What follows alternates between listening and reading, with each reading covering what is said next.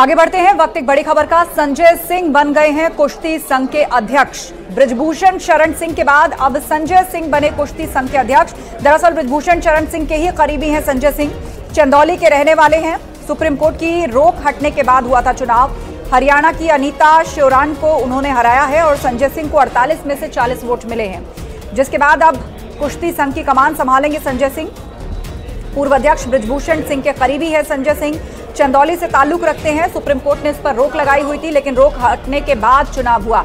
शिवम प्रताप से इस पर अपडेट लेते हैं। शिवम प्रताप, बताइए किस तरह भारी मतों के साथ संजय सिंह जीते हैं और कुश्ती संघ की कमान संभालेंगे।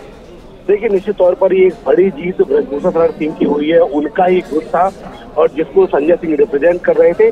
48 कुल वोट पड़े थे, जिसमें से 40 वोट संजय सिंह को मिले हैं। एक तरफा जीत आप इसको कह सकते हैं।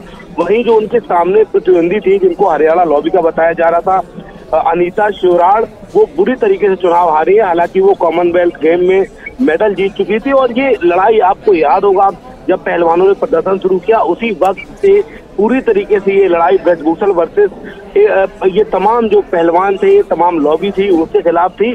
फिर बृजभूषण सिंह ने इस्तीफा दिया और उसके बाद जो दोबारा चुनाव हुआ उसमें आज जाकर बृजभूषण सिंह की लॉबी एक तरफा चुनाव जीती। न सिर्फ संजय सिंह WFI के अध्यक्ष बने, बल्कि जो उनकी लॉबी की अगर बात करें तो वरिष्ठ उपाध्यक्ष के तौर पर देवेंद्र कटियार, उपाध्यक्ष के तौर पर AK शाह, उपाध्यक्ष के तौर पर जयप्रकाश, उपाध्यक्ष के तौर पर फौजी और महासचिव लोकांत, ये पूरा का पूरा जो पैनल था 5 लोगों का, जो बृजभूषण सिंह समर्थित बताया जा रहा था, उसने एक तरफा जीत दर्ज की है।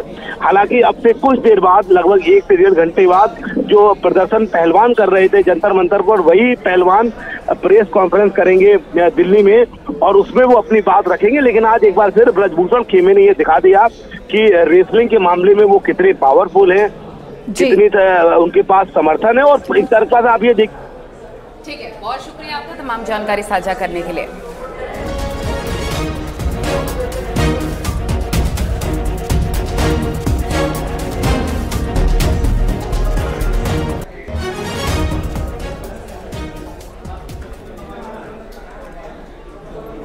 जम्मू कश्मीर में कड़ाके की ठंड पड़ रखी है और इतने विपरीत हालात में भी हमारे सेना के जवान कैसे जाबाजी दिखाते हुए मुस्तैदी के साथ डटे हुए हैं देश की रक्षा के लिए। इस रिपोर्ट में देखिए।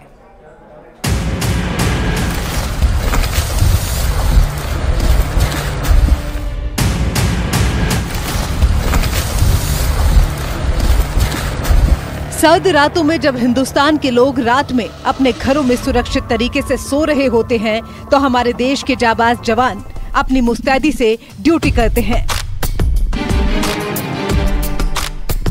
हालात कितने भी कठिन क्यों न हो, वो अपने फर्ज की खातिर अपने परिवार तक को भूल जाते हैं।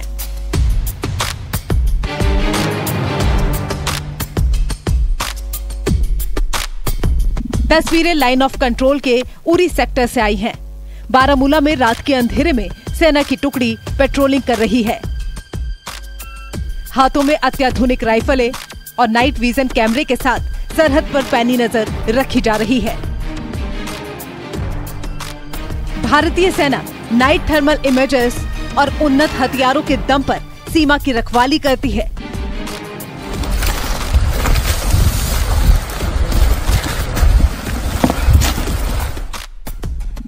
जहां पड़ोसी पाकिस्तान की हर नापाक चाल को फेल करने के लिए हमारे जवान दिन रात कड़ा पहरा देते हैं।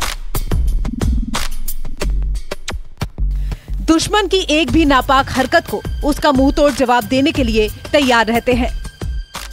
अगर थोड़ी सी भी गुस्ताखी सीमा पार से हुई तो उसका ऐसा जवाब मिलेगा जो सालों साल याद रखेगा।